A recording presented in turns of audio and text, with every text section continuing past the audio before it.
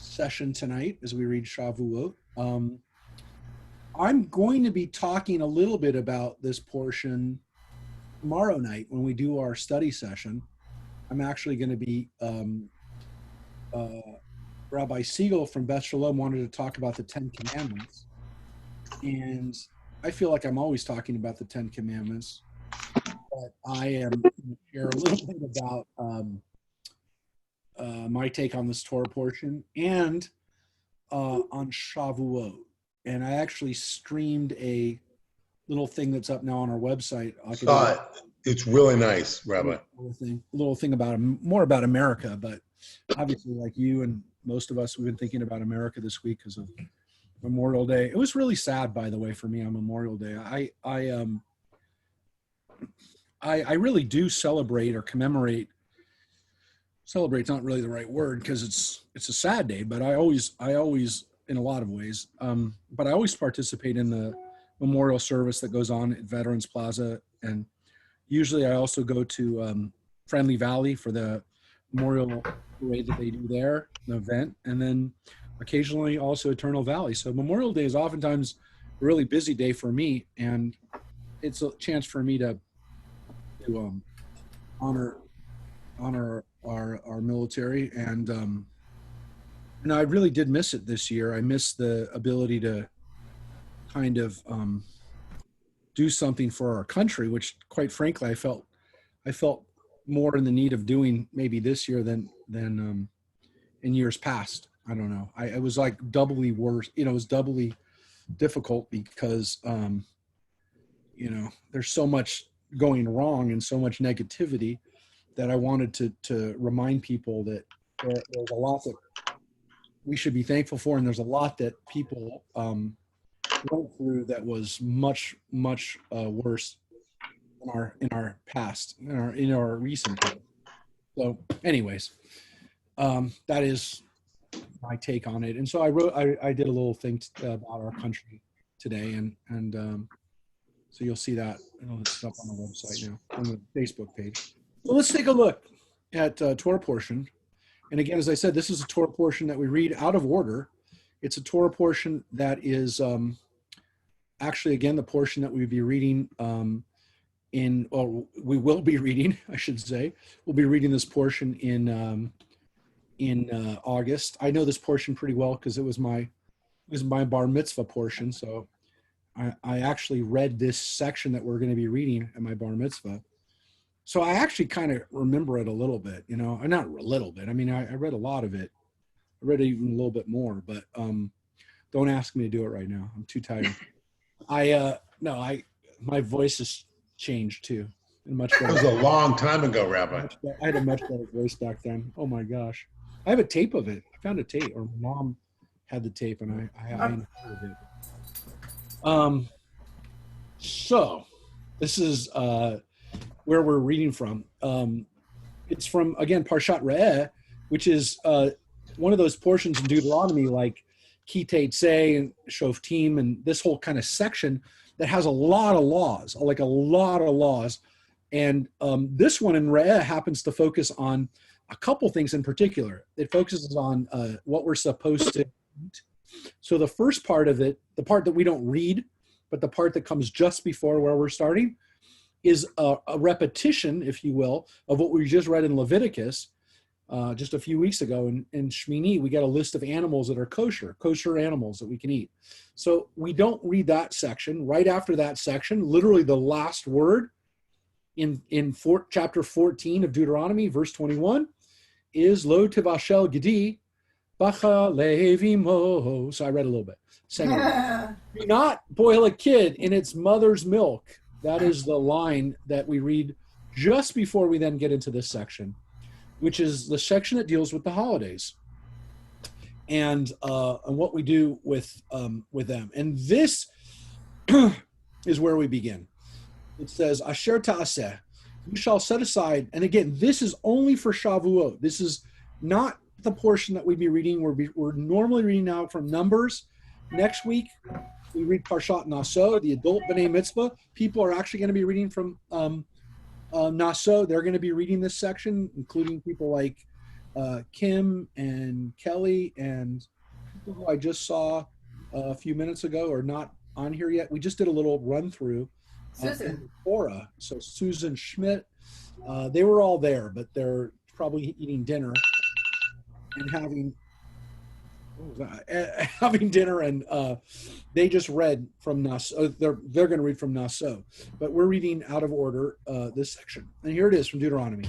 It begins, Asher ta'aseh, you shall set aside a tenth part, a tithe, of all the yield of your sowing that is brought from the field.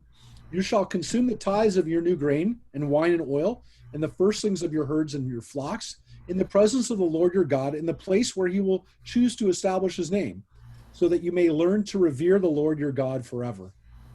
And this is basically, again, an indication to us of when this section came from, which is after Jerusalem was already established as the place that we are supposed to offer up our offerings and where we're supposed to celebrate. So what we have here are kind of the setup for what we're supposed to do and how we do it. And you're going to see it's kind of cool, actually, the way the Torah kind of like sets it up for the fact that we're going to have or written after the fact, however you want to look at it, that we're supposed to have a place to worship. But that's not the end of the story. Because here's the thing. If the distance is too great for you, should you be unable to transport your flocks and your foods and the things that you're going to be bringing, because the place where the Lord your God has chosen to establish his name is far from you, and because the Lord your God has blessed you, you may convert them into money. Wrap up the money and take it with you to the place that the Lord God has chosen, and spend the money on anything you want, cattle, sheep, wine, or other intoxicant, or anything you may desire. And you shall feast there in the presence of the Lord your God and rejoice with your household. So here it tells you that if you can't bring an offering, if it's too far for you to bring a goat, if it's too difficult for you to carry the stuff for miles and miles, you can go to Jerusalem, buy the stuff there, and celebrate there. You don't have to actually bring your actual goat.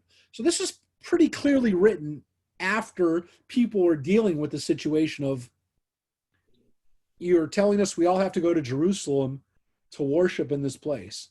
So we can't worship in our own backyards anymore. We have to go to Jerusalem to do our offerings and to have these pilgrimages. But if it's too far, buy the stuff there. Now, I will tell you, this was a big boon, big business for the merchants and for the people who worked in Jerusalem. Because if you were catering to the pilgrims, that meant you were going to be able to help them get their food, but you also obviously are making money on the transaction. So it's probably pretty safe to say that just like when you go to the movie theater or you go to Staples Center, when you're buying food there, you're probably going to pay more because you got you as a captive audience, and probably pretty expensive to buy the stuff there. You're paying a premium to be able to not carry the stuff and buy it where you need it. Now, it could be that, maybe there were cheap prices because there was competition and you didn't have to only buy it from one vendor like you do when you're at the Forum or at Staples Center. But probably, again, there were people who were able to charge more because people figured, you know what, we're saving these people the aggravation from bringing their stuff with them. But let's charge a little bit more for the convenience factor. We're pretty sure that this is what happens. But there's another issue here. What happened to the Levites who were in your own communities to begin with? So you lived 50 miles from Jerusalem. There were Levites in your own backyard. What it says here, do not neglect the Levite in your community, for he has no hereditary portion as you have. Every third year you shall bring the fruit, you shall bring out the full tithe of your yield of that year, but leave it within your settlements. Then the Levite who has no hereditary portion as you have, and the stranger, the fatherless, the widow in your settlement shall come and eat their fill, so that the Lord your God may bless you in all the enterprises you undertake. What it's telling us is that even as you're bringing the sacrifice to Jerusalem, you have to leave stuff behind back where you live. But the local priests, the local Levites, need to be supported.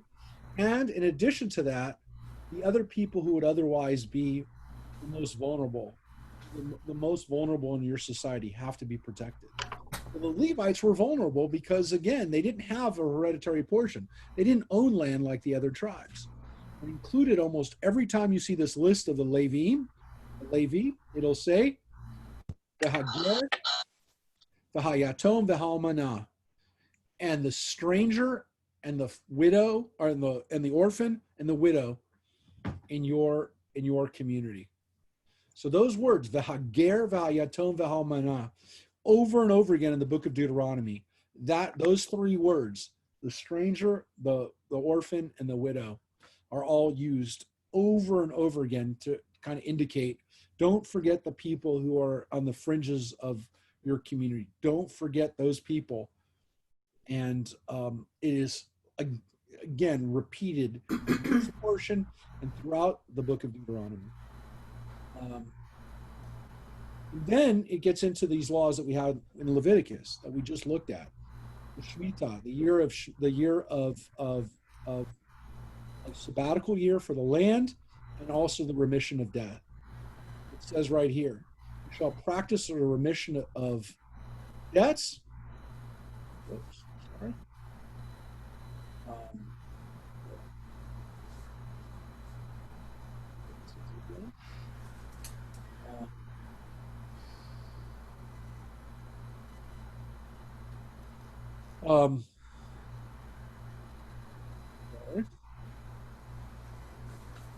Right here. So, shall also every creditor shall remit the due that he claims from his fellow. He shall not dun his fellow or his kinsman, so he's not allowed to charge interest. For the remission is proclaimed as of the Lord. You may dun the foreigner, but you must remit whatever is due from your kinsman. You're allowed to charge interest against somebody who's not a native Israelite. What's interesting here is it's not the word ger, it's the word nochri, which is not necessarily a stranger. It is literally someone from another country. It is a non-Israelite. It's not a resident alien or some of the other translations that they have. The word nochri literally means a person who's not from your country, which is different than the ger. So those people you're allowed to charge interest. And it's from this, by the way, that we were allowed to charge interest to Gentiles, and why, again, later on, Gentiles were allowed to charge interest not on each other, but again, they had to deal with the same law from the Torah, where it's very hard to run a commercial enterprise where you're not allowed to charge interest. And so they had to figure out kind of ways to eventually not follow this law anymore. But it is a law from the Torah that seems to indicate that you're not allowed to, at least with your kinsmen or your other Israelites, charge interest. Now, of course, in Israel, they have banks, they have mortgages. They're allowed to do this today. Nobody says that this is, again, a violation of the law of the Torah. For 2,000 years, we have been able to charge interest amongst each other, and we essentially moved away from this law, which the Torah seems to be pretty strict about. We essentially came up with the practice of allowing people to charge interest because the decision that Rabbi Hillel made, and again, this is 2,000 years ago, was that if we don't do this, no one will be able to do business. And so we mentioned this a couple of weeks ago when we read this in Leviticus. They had no choice. People weren't going to do business otherwise. Because it actually says here in the Torah, the problem. Because again, the 7 years is not, like when we talk about a 7-year remission today, it's from when you have the debt. So again, it used to be after 7 years, they would discharge a bankruptcy and it didn't appear on your credit anymore. Not the case anymore, right? But it used to be. It's kind of based on this idea that 7 years, after 7 years, you should be forgiven your debt based on the Torah. But that's not what the Torah is actually talking about. The Torah is talking about every 7 years, the entire country goes through Shemitah. It goes through a sabbatical year, and it's a nationwide seventh year. So the weird thing about this law is that it's a nationwide remission for everybody in that seventh year, and so it's really really hard to do business when everybody knows that in the sixth year, how can I lend money? How can I have a debt? Because next year it's all going to go away. And so we actually have, and again, in the first century, what we developed was something called the Prose Bowl of Rabbi Hillel, which again basically said that the debts would no longer be absolved in that seventh year. Because here's what happens.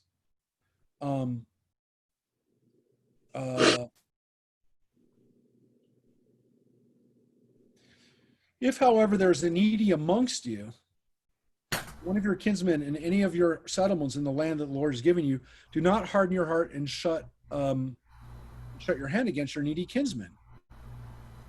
Rather, you must open your hand and lend him sufficient for whatever he needs. Beware lest you harbor the base thought, the seventh year, the year of remission, is approaching, so that you are mean to your needy kinsman and give him nothing. He will cry out to the Lord against you, and you will incur guilt. So, in Torah goes on to say, give him readily and have no regrets when you do. For in return, the Lord your God will bless you in all your efforts and in your undertaking. So God will take care of you if you take care of the poor. For there will never cease to be needy ones in your land, which is why I command you, open your hand to the poor and needy kinsmen in your land.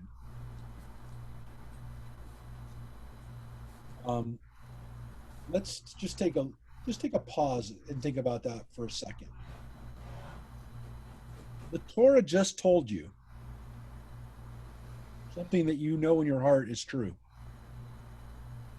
There will never cease to be needy ones in your land.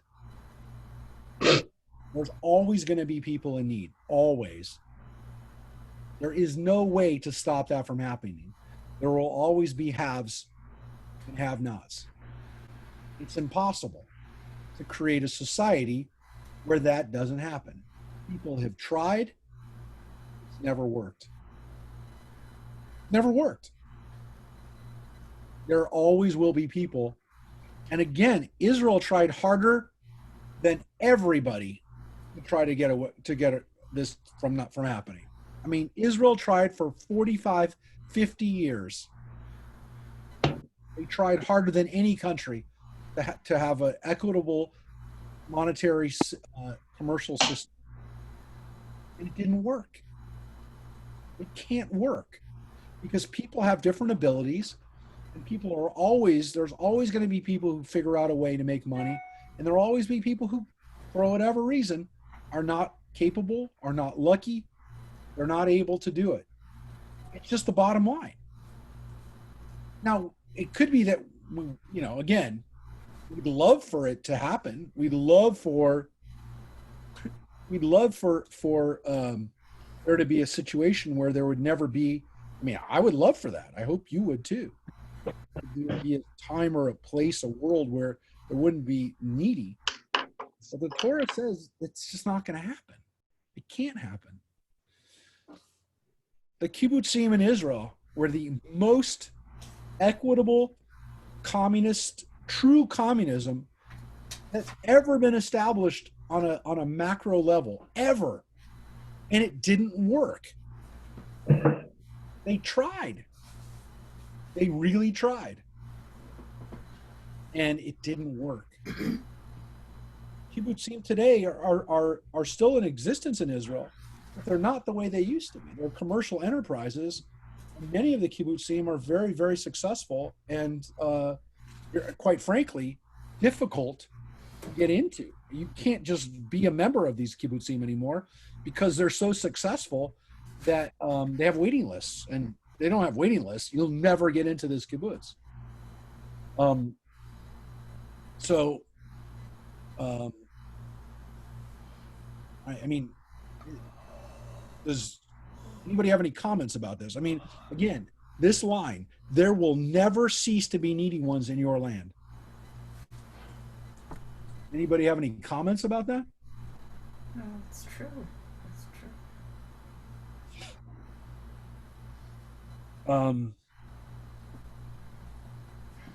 I mean, when a lot of us were when a lot of us were children, the kibbutzim were kind of held out as these kind of utopian experiments, and they were interesting places. I mean, we used to take tours. People used to take tours of the kibbutzim because they were so amazed at this kind of again, a utopia, this attempt to equalize and to make sure everybody, was equal, that property was owned equally by all the participants. I mean, some of the kibbutzim, not all, some of them had communal situations for children, as some of you know, where they would raise the children in a nursery, not with the parents. This was an experiment, a societal experiment that had the best intentions. And kibbutzim in Israel, once the protections were kind of like, the support, the artificial support was taken away. Because what used to happen is the government would have a situation where the governments in Israel used to be fairly socialist, and they encouraged kibbutzim. A lot of the prime ministers had been raised in kibbutzim and lived on kibbutzim. It was almost a disproportionate relationship between the government and the kibbutzim. So the kibbutzim had these weird rules that would protect them, their products were guaranteed to be sold first in grocery stores, for example. Once those protections were taken away, they had to be competitive. And some of them were competitive, and some of them were not. The ones that weren't competitive closed down. But some of the kibbutzim said, you know what? We can make a lot more money in industry than we can in agriculture. So some of the kibbutzim, one of the most famous was one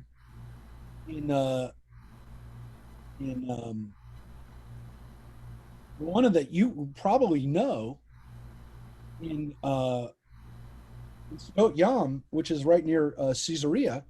There was a kibbutz that in 30 years ago, 30 some years ago, they decided we're not going to sell fruit anymore. We have a factory, we have a quarry on our kibbutz. We're going to start working on this product, this rock, this stone that we have, and we'll start kind of making our own countertops. Well, this is Caesar stone. This is a product that you can buy in America. Caesar stone surfaces are sold all over the place, and they're considered like high-end,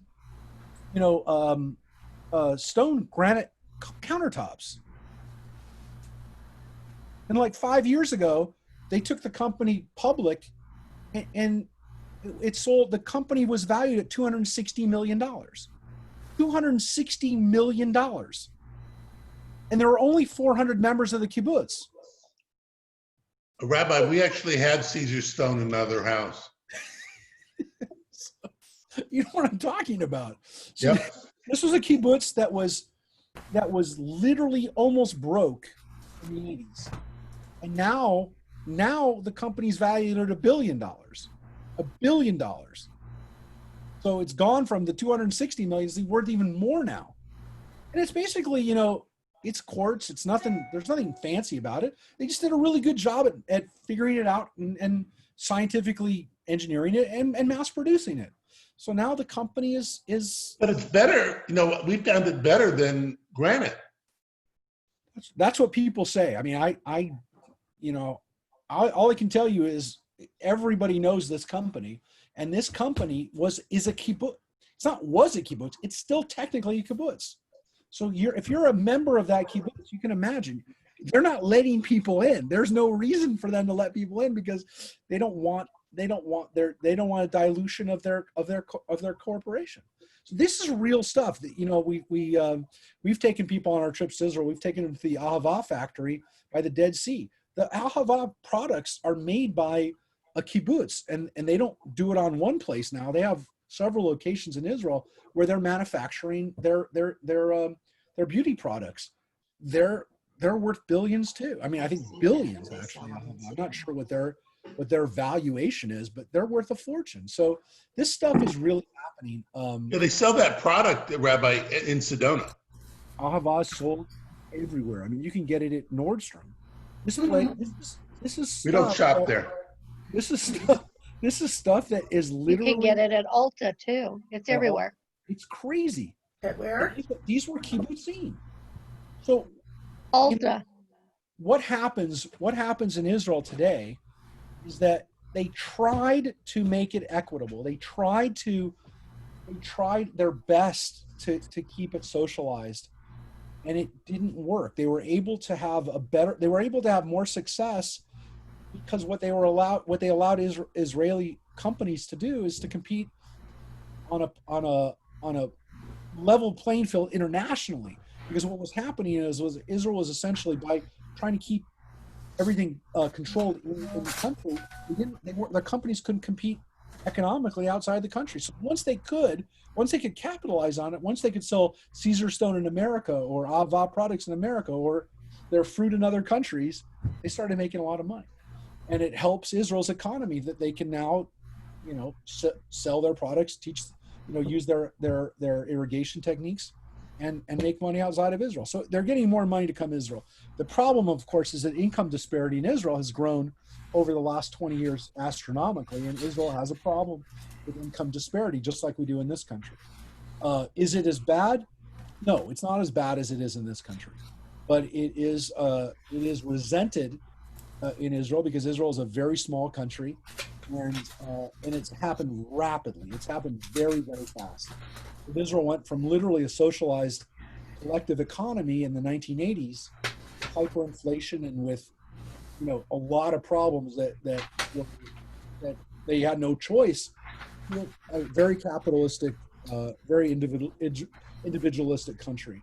It's not as bad, the income disparity, and they do have socialized medicine there. They do have a lot of social safety nets there, but it's not. Israel is still trying to. It is part of the dialogue on the streets that people are upset with how hard it's gotten, how difficult it's gotten to relate to people that are making 2 or 3 or 10 times more money than their parents or than their brothers or sisters. It is a problem because, again, Israel is a small country where a lot of everybody knows everybody, and so it's not like here where it's like, how many people really do know Bill Gates? They have a lot of little Bill Gateses, and a lot of people know those people.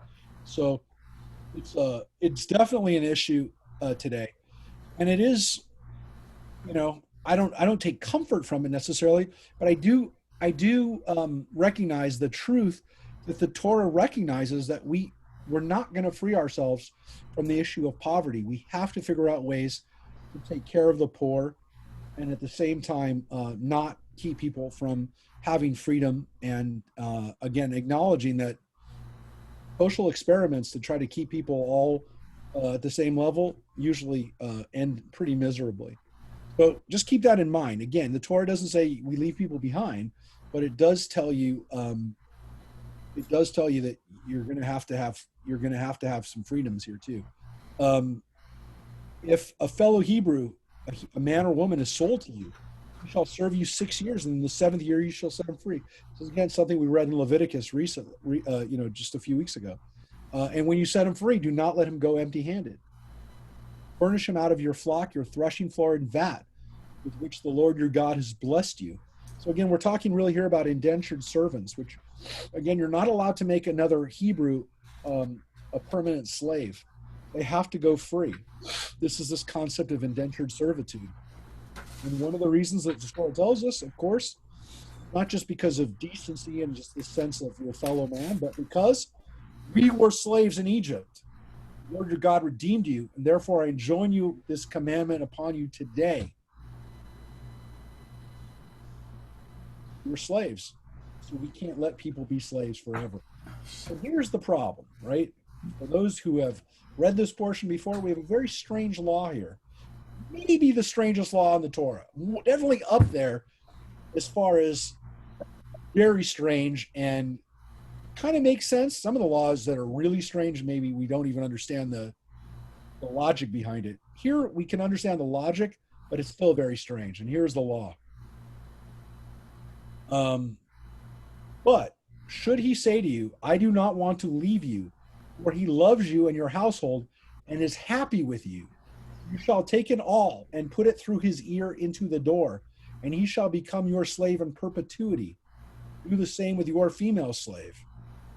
When you do set him free, do not feel aggrieved, for in the 6 years he has given you double the service of a hired man. Moreover, the Lord your God will bless you in all you do.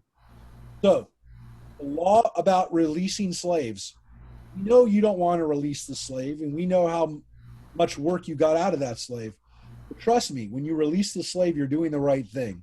If the slave doesn't want to leave your house, you are supposed to essentially take care of that person. What's strange, of course, is the person has to physically identify themselves with this piercing.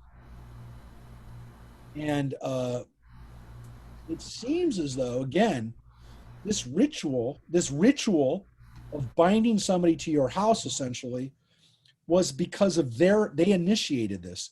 This wasn't something that you asked them to do. It's not something you put pressure on them to do.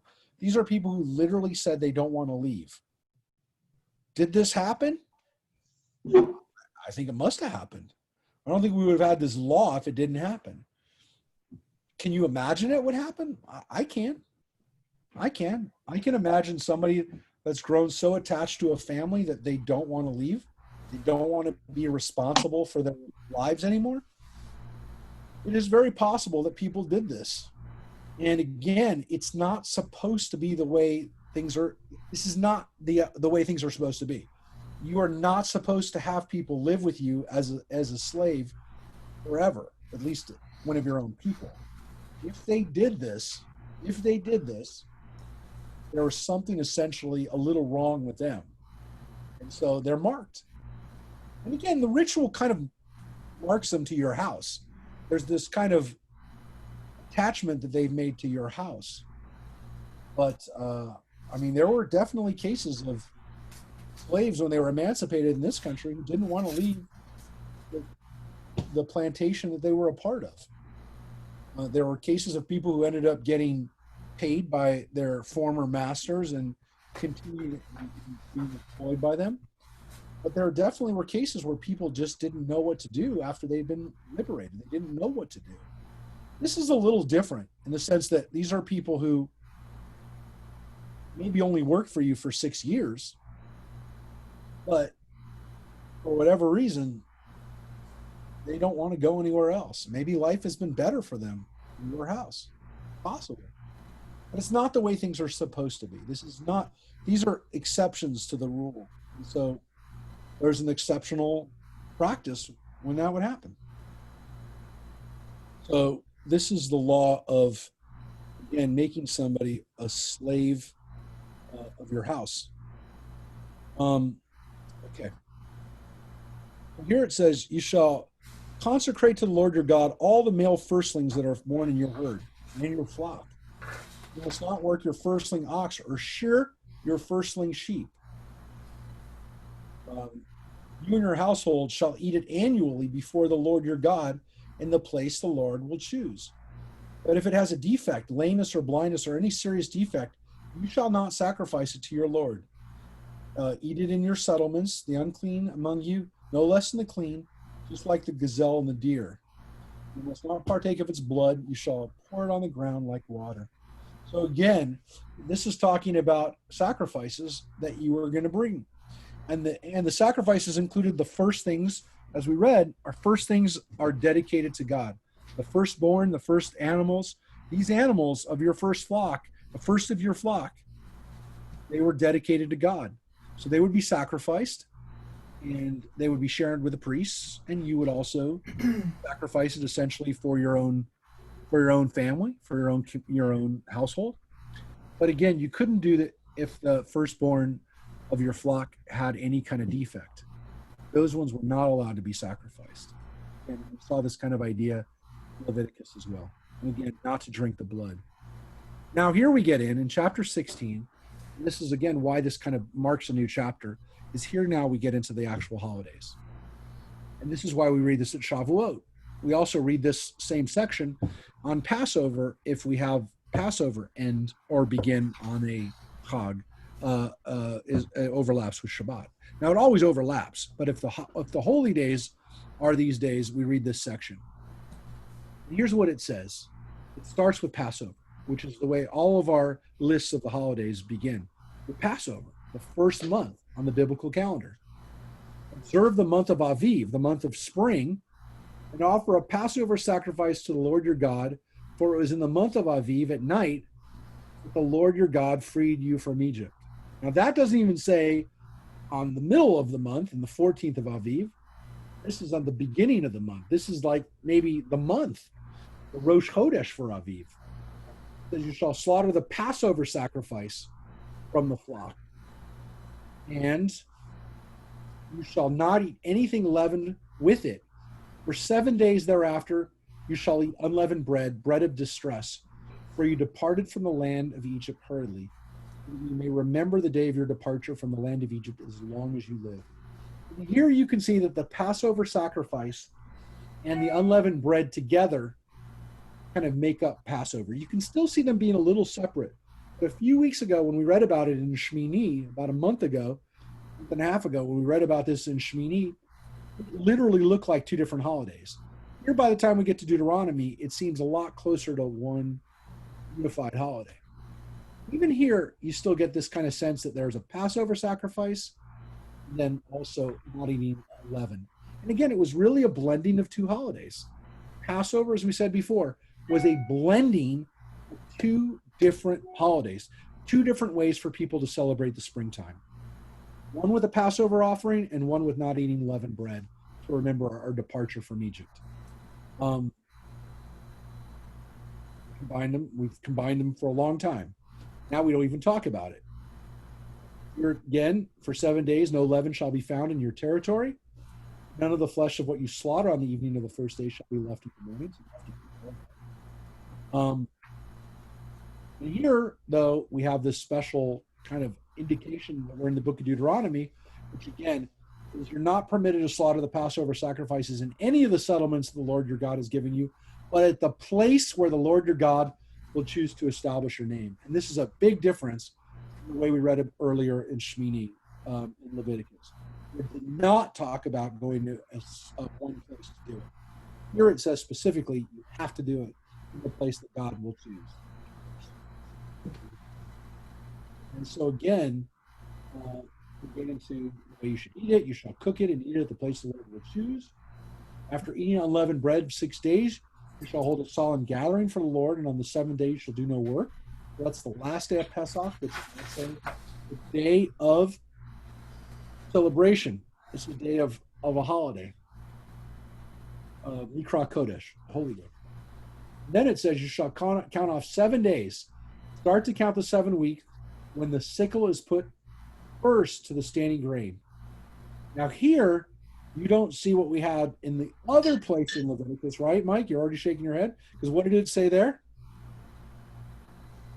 The Leviticus one. Yeah. You have to keep it from, according to that, from the Shabbat Right. after Pesach. Here it says when you first start the sickle, start harvesting. Now here, it's even weirder.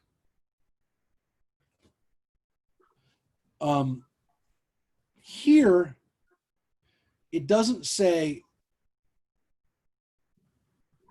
that it's specifically right after Passover. The implication... You can assume that. What? You can assume that the week of Passover you're not doing anything, and then you're not working on this on the last day, and then when the next day starts, you're starting to do your harvesting. Well, here's the thing. It says literally, you shall count off 7 weeks. Start to count the 7 weeks when the sickle is first put to the standing grain. Now you could say that's Passover. But is it? Because maybe it was at the end of Passover. Maybe it was on the 7th day of Passover. Maybe you waited 2 days. Maybe you waited until the first person got to have their harvest. Maybe this holiday really wasn't about Passover's necessarily harvest, but what the harvest was like on the standing grain. Meaning when people were able to start harvesting, that was when the 7 weeks started. And it had more to do with how many weeks you got to harvest for. Do 7 weeks of harvest. Doesn't matter when Passover is. You do 7 weeks of harvest, and then you celebrate Shavuot. It is possible that that's what Shavuot originally was. There definitely is a sense here. I mean, by the time of the rabbis, it's definitely 7 weeks from Passover. We're not really clear here that it's 7 weeks. In Leviticus, it seems like they're talking about 7 weeks close to to the Shabbat of Passover. So maybe it's a little bit clearer there, but it still seems to be really connected with how you were actually harvesting. And it had a lot to do with whether or not you actually got that harvest in. And it says, you shall observe the Feast of Weeks. And this is what we do right now. Ve'asita Chag Shavuot. That's what it's called, the Feast of Weeks. Shavuot is the weeks. Offering your free will contribution according to the Lord your God has blessed you. You shall rejoice before the Lord your God with your son and your daughter, your male and female slave, the Levite in your community, the stranger, the fatherless, and the widow in your midst, a place where the Lord your God will choose to establish your name. And that's that same phrase that we just heard. V'hager v'hayatom v'ha'almanah. Those are the people that you have to take care of. You have to always think about those people on the fringes of society. Stranger, the widow, stranger, the I want to say the orphan, and it's technically what yatom is usually translated as. They use the kind of more specific fatherless, but again, the assumption is these are people who don't have a lot of monetary support. So you have to take care of them. And of course, it also says your slaves. Your slaves get to also participate in holidays. Again, this is a Torah. Rabbi, why is it repeated in chapter 14 and chapter 16? It's repeated over and over again in Deuteronomy. It's over and over again. I mean, it literally is. You cannot forget it. I mean, the Torah is really telling us that the holidays and your celebrations, every day, you're not supposed to forget these people. These are people who are going to be left behind and not protected. And so the Torah is really, really, really repetitive about that phrase. And when you're reading it in Hebrew, I don't know, maybe you're reading it in English too. When you're reading it in Hebrew, the way that it's kind of vocalized, it's the same trope even. It is, it's every single time you hear that, it's like, and don't forget, these are the people that need your help. And it's repeated over and over again, just so you don't think it's just for that holiday, it's just in that situation. No, it's all the time. You have to remember these people, and it's not once. You've only seen it twice today. You see it throughout Deuteronomy, especially when we get there. You see that phrase over and over again. And again, bear in mind that you were slaves in Egypt. Same repetition of that. That's always over and over again. Bear in mind that you are slaves in Egypt. You are Evan. You are a slave b'Mitzrayim. You care to obey these laws. But this Shavuot holiday, again, seems to be a harvest festival. We don't have in the Torah the association of the holiday with the giving of the Torah that we have later. We have it by the rabbinic period, and it's the way we celebrate Shavuot today. Look, if we celebrated it as a harvest holiday, folks, none of us would celebrate it at all. Not that anybody, again, is thinking about Shavuot all year round, I know, but nobody would celebrate it if it was just a harvest holiday. Again, Passover, it says, because you were in Egypt, because you left Egypt in a hurry.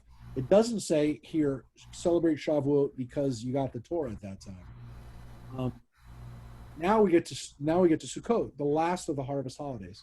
We have the late spring harvest holiday, or the spring harvest holiday of Passover, the late spring, early summer holiday of Shavuot, and then the late summer, early fall, last harvest, which is, here's what it says, Hag HaSukkot, Feast of Booths, Hag HaSukkot. After the ingathering from your threshing floor and your vat, which means your wine too, so your threshing floor and your vat, you shall hold the Feast of Booths for 7 days. You shall rejoice in your festival with your son and daughter, your male and female slave, the Levite, the stranger, the fatherless, and the widow in your communities. Again,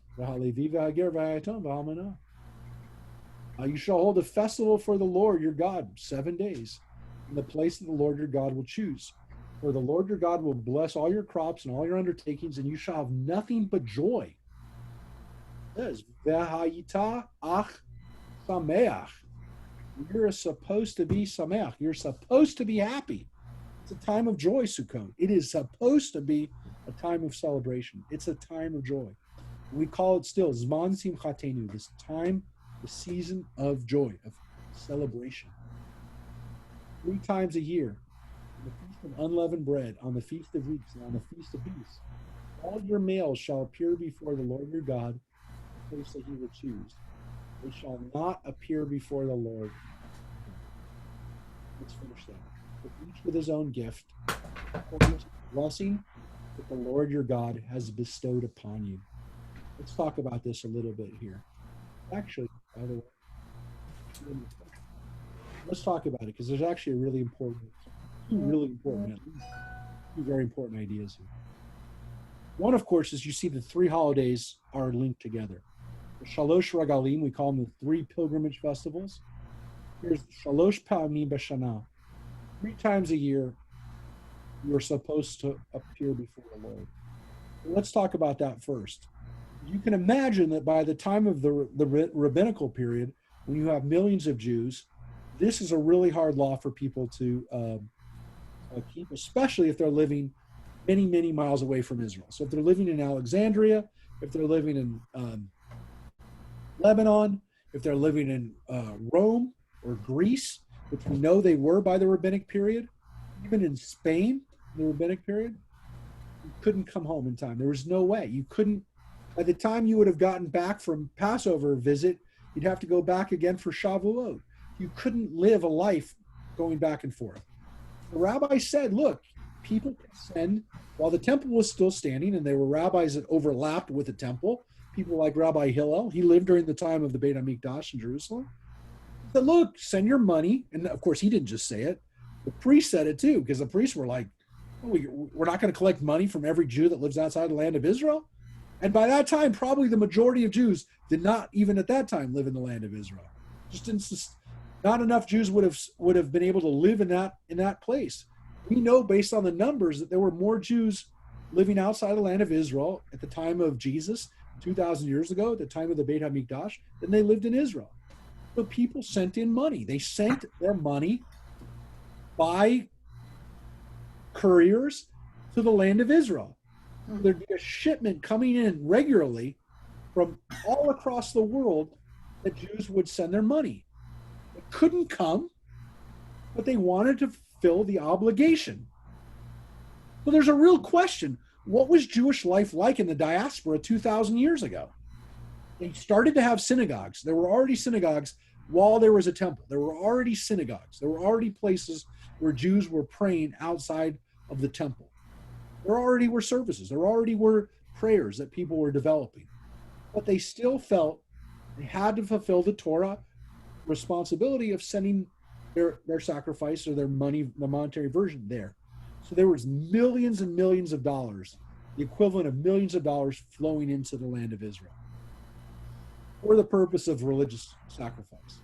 And again, the priests couldn't make all these sacrifices. They just didn't have enough time to offer up sacrifices. They wouldn't have. They kept the money. The money stayed in the priesthood.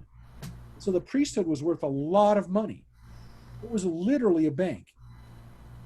They bought property. The priests owned everything around Jerusalem, everything. And they probably owned a good chunk of the rest of the country because they just couldn't. There was so much money coming in, they just had to keep buying stuff. They probably owned good chunks of land outside of the land of Israel because they just had so much money. But it also made for a very corrupt situation too. The priesthood almost had to be corrupt because there was just too much money coming into a system that was not established to take in that kind of money. It just wasn't built for it. So the system was inherently flawed. To some extent, was doomed. Now, we know that this is also important because, according to the Christians, it was during one of these pilgrimages that Jesus' family had come to Jerusalem for a holiday. And what was also happening at the time was the Romans decided to do a census at this time because everybody, at least the head of households from across Israel, were coming in for a pilgrimage. So what better time to be able to do a census? So based on the Christian Bible, based on the dating, we know the Romans did a census at about 4 BCE around this time, around one of these holidays, which is why Jesus' birth date got moved back to 4 BCE instead of year 1 or year 0, if you will. There's no year 0. It goes from 1 BCE to 1 CE, or 1 BC to 1 AD. But there was a Roman census around that time, and so some people feel that was the time that Jesus' family had come to Jerusalem. Of course, it also means that Jerusalem, for the pilgrimage at that time of year, was very crowded. It would have made sense that Jesus' family couldn't get a place, not because they were poor or not because they were, disenfranchised or, but there were just too many people. And this idea, again, of Jesus being born in a manger in a barn is really based on the fact that back in those days, like we do today, people had Airbnbs. They had their own little rooms that they would rent out. And sometimes that room was the barn. And that wasn't necessarily a bad place to be because at least it was someplace you could stay and not outside. So the Christian story, it seems to be based on what happened. And we know about it from Josephus and other people who lived at the time, what pilgrimages were like during the Roman period. They were a madhouse, which is why later on in Jesus' story, he comes back to Jerusalem as a 35-year-old, 33-year-old man during the time of Passover to try to get to everybody. Because when do you get to have a big audience? When everybody could come to town. Now, did everybody come to town? Of course not. Not everybody came to Jerusalem for the pilgrimages, but people tried. They wanted to be there. Sometimes point out, folks, talk about the fact that the Jewish community shows up at synagogue a couple times a year. We make a pilgrimage for the high holidays, which is not the time that the Torah told us to come. But it does tell us that pilgrimage was something that was a feature of Judaism thousands and thousands of years ago.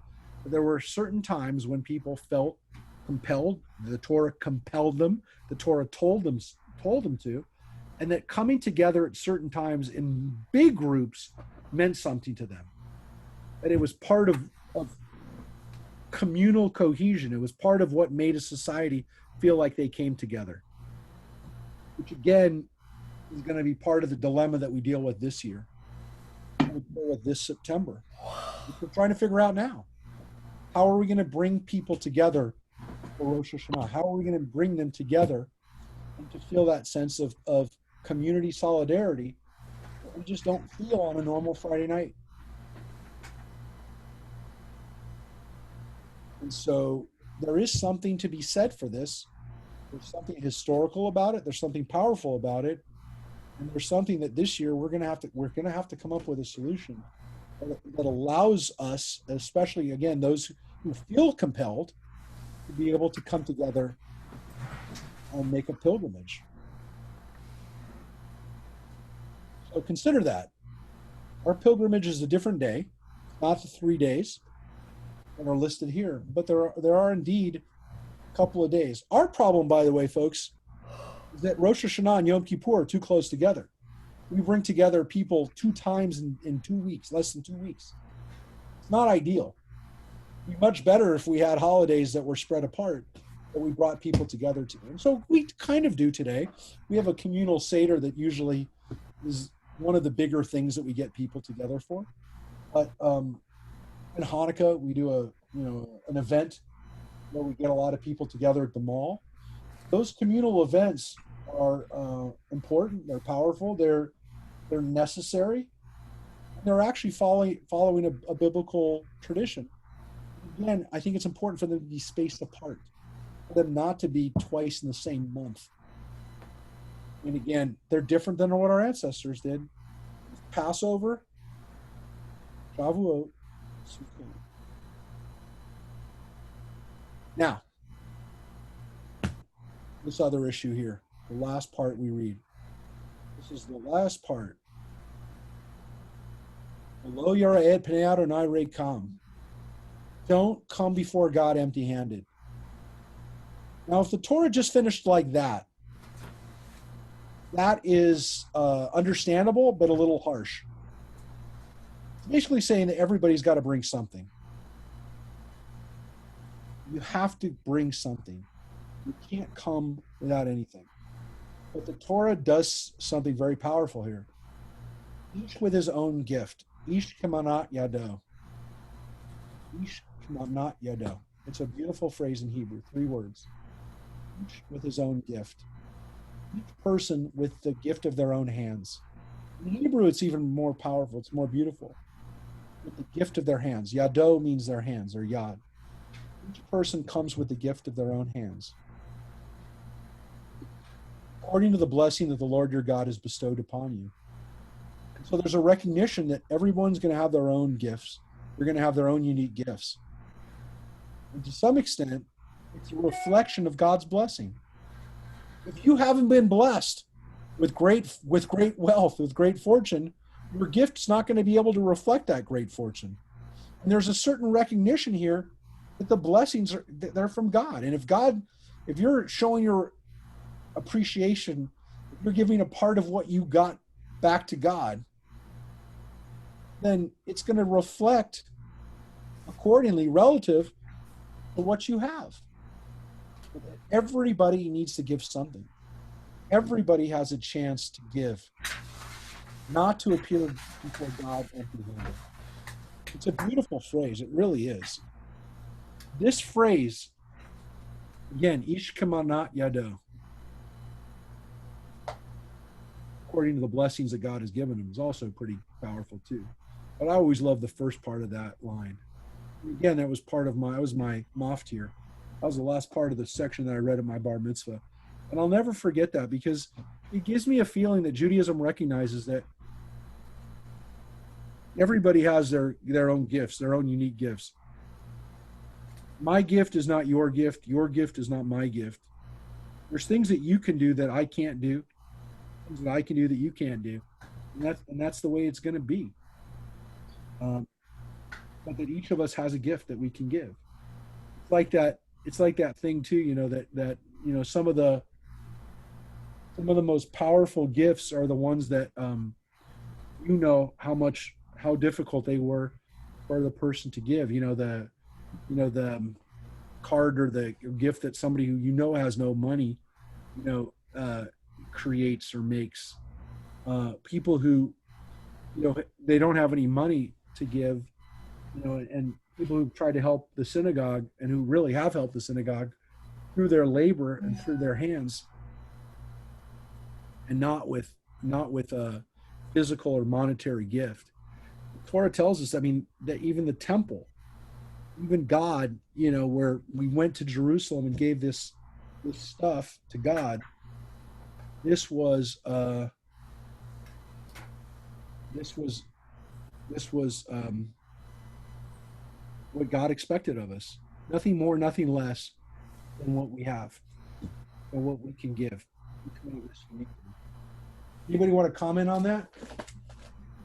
Any thoughts? No, nobody? I'm sorry. Anybody? What? No? I don't hear anybody. So I just grabbed this because, and I'm telling you, I did not have it as a prop ready to go just now because I knew we were going to do this line. Because I always have it on my desk and I always have it with me, and I've shown it to many of you before, but and I've referenced it many times, but oftentimes I have it just with me to remind me. This is one of the most amazing checks that I ever got. This is, as I told people, this is from 12 years ago now. So it's from March 2008. 2008. And it is check.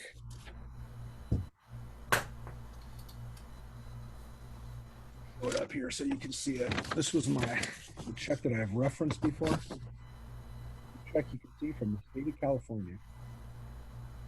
Actually, I should blot out the name so you can't see it, but it has his name at the top. I just want to show you the name. You can see who it's made out to. It's made out to Rabbi Mark Blazer in Temple, Beth, and me. And it's a check for $100. Check for $100. And it's a check, as you can see, from the state of California. Bill Angelides, was the treasurer at the time, and it was from the inmate account. Yeah. Of inmate K41959, and it was his trust account, and it was a check for $100. And in 2008, I'm not sure what the hourly wage was then. I think it was. I'm gonna see if I can find this right now. I think it was 26 cents an hour. I think it was 26 cents an hour. Yeah. I think it might have been 21 cents an hour. Might have been 21 cents an hour. So this check that was $100 was at 8 hours a day. It was about 50 days labor. Somebody who donated 50 days of their work day, 50 work days for the temple.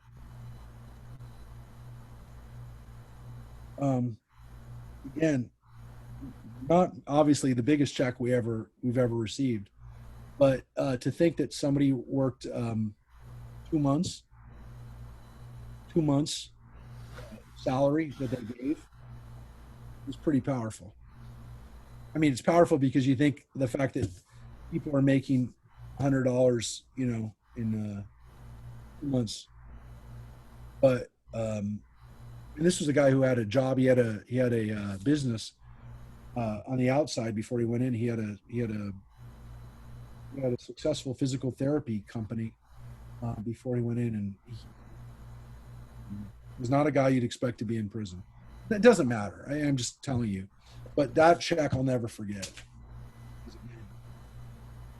When you think about people coming empty-handed, and the fact that nobody can ever say that they can't make a donation. I know sometimes people's donations that they make to the temple or to other charities are a big stretch for them, and those are things I never forget. I know sacrifices that people make. I unfortunately sometimes I know them better than other people do, and sometimes people I'm not going to say they if they don't know the whole story, they may be dismissive about it.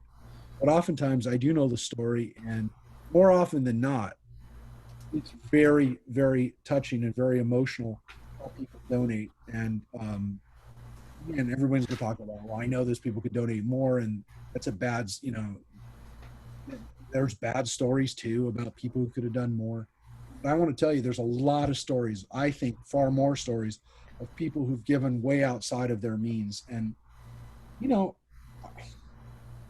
I can look at the bad side too, but I just know so many stories of people who really lived up to that biblical principle of giving beyond what they got from blessings they got from God. And again, if an inmate who, if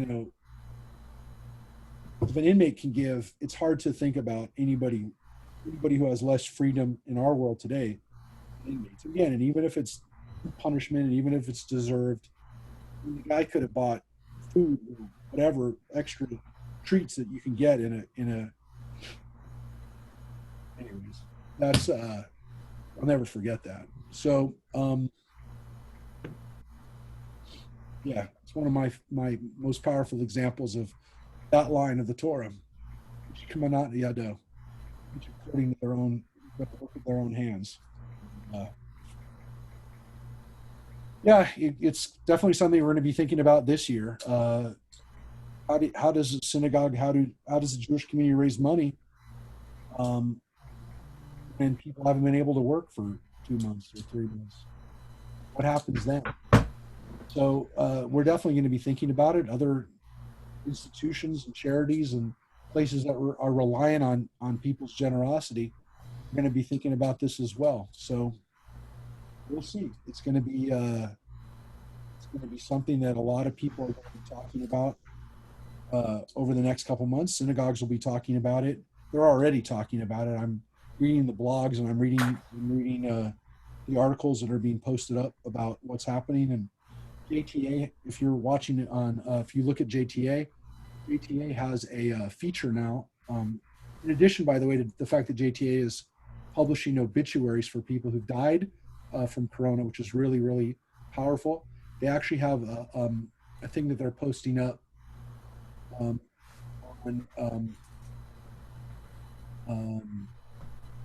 it's a feature that they have on JTA about what Jewish institutions are doing as far as job losses in the Jewish community. They're calling it I don't know what they're calling it, but it is about what's happening to Jewish agencies and Jewish organizations. But again, there's a lot of great stories of people who are also, doing a lot of very generous giving, not just in the Jewish community, but there are some Jewish donors who've done really special things for Jewish community and much further beyond. The American Joint Distribution Committee, which helps not Jews, but really poorest communities and sometimes Jewish communities, but also, Africa, and JDC is kind of like our overseas Jewish mission. They just laid off 53 it's again, kind of their feature on the JTA is doing about what's happening for the impact is having. So again, we're hoping that in addition to places trying to figure out how to reopen, that they actually will reopen. The JCCs, the Philadelphia JCC laid off virtually their entire staff. So we're definitely I'll come back. kind of hoping that, hoping that these things will reopen and that we'll figure out ways to get these places. And again, some places aren't having any layoffs, but a lot of places, New York and New Jersey and Pennsylvania, Florida, not so much. I mean, Florida wasn't shut down that long, and so those JCCs, those Jewish centers are doing okay. But you got to remember, so many of these places have camps, have preschools, have gyms, all things that are not that were been closed, really have no no really sign of necessarily when they're going to reopen, because almost every Jewish summer camp in the country has been canceled, and a lot of Jewish preschools are still closed, and really we don't know when they're going to reopen. So this again is something that I thought about. I almost talked about it in the words that I was going to share that I did share this week online, and I decided to instead not talk about COVID necessarily this week, but definitely been on my mind, and what kinds of donations. Obviously, in our own community, we think about ourselves first, like naturally, but also what's going to happen to the Jewish community across our country, which is again does amazing things, and yeah, JTA's, it's called Hundreds of Layoffs with More to Come. We're tracking coronavirus job losses in the Jewish world. So every day that is being updated. They started doing it a couple weeks ago, and the Kaiserman JCC in Philadelphia laid off 176 people out of 178. The Hillel International, which again runs all the college programs, they laid off 20% of their employees last month. 20% of their staff. The reform movement, URJ, laid off 60 employees, about 20% of their workforce for good on May 14th, with no, they're not going to be hired back. They weren't furloughed; they were cut. 60 people, 20% of the workforce. So, and of course, they cancel all their camps. So we still don't know what's going to happen in the Jewish world. Our synagogue is, again, we totally are dependent on donations, and we just don't know. I mean, we're lucky. We have a lot of people in our community that are, that are going to make it through financially, thank God. But I'm sure not everybody. We've reached out. We've tried to make sure that we know what's going on with people to see if they need help. But there could be people that aren't, that are too proud to tell us what they're dealing with, and we may not know until it's too late. And definitely don't want to see people who feel they can't be members or connect to the synagogue, because again, our synagogues always live by the principle that each person according to their own gift, but that nobody should feel like they ever can't give. So again, please let us know if you know of somebody that's going through a hard time that again, are too proud or they're too embarrassed to let us know, and not I'm talking for membership issues, but just for well-being, so that we can know. So because we're done, we're actually finished the Torah just now. Before we sign off, though, I just out of curiosity, have any people gotten calls from our board over the last few weeks, just checking and seeing if people are okay? Yes. Yes.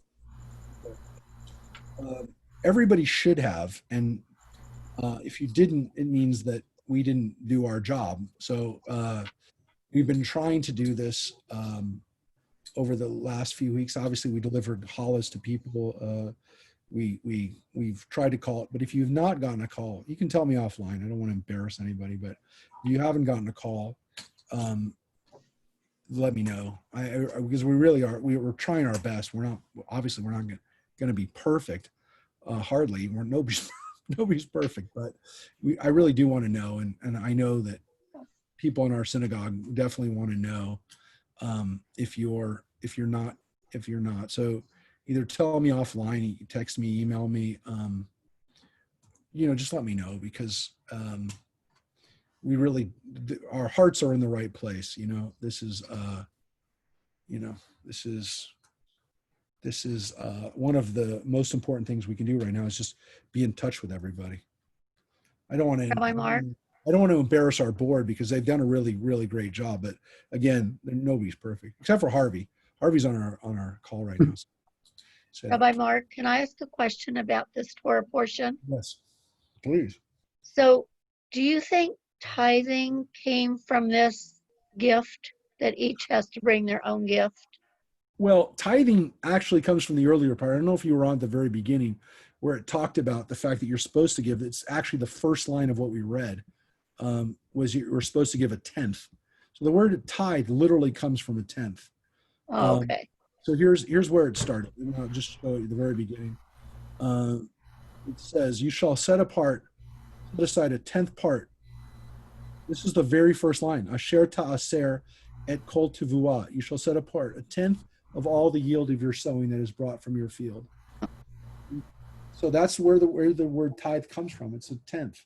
So yes, that's where tithing comes from. Again, the Jewish community for a long time has obviously, we value the fact that, again, people give of their income. The problem is that today we also pay taxes, and we recognize that the tithe in the biblical period was kind of like a tax to help take care of the poor, and you're doing that every time you pay taxes.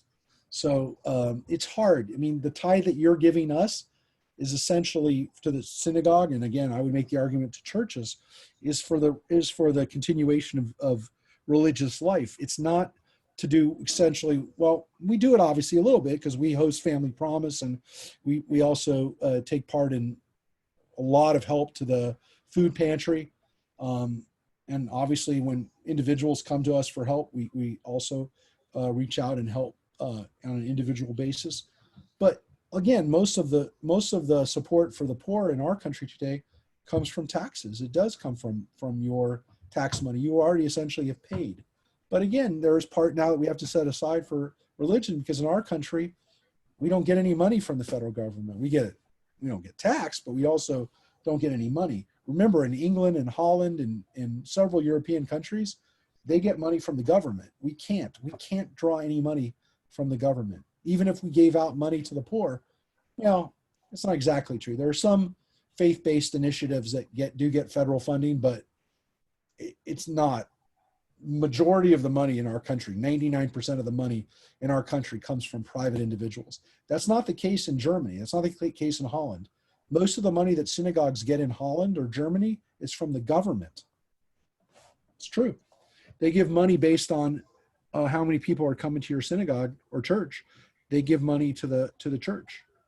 So just keep that in mind, that we have a different system in this country. We've separated church and state, which is a good thing usually. So tonight, as we come to the last night of the counting of the Omer, so at least this night we got a chance to count the Omer and to go through this period.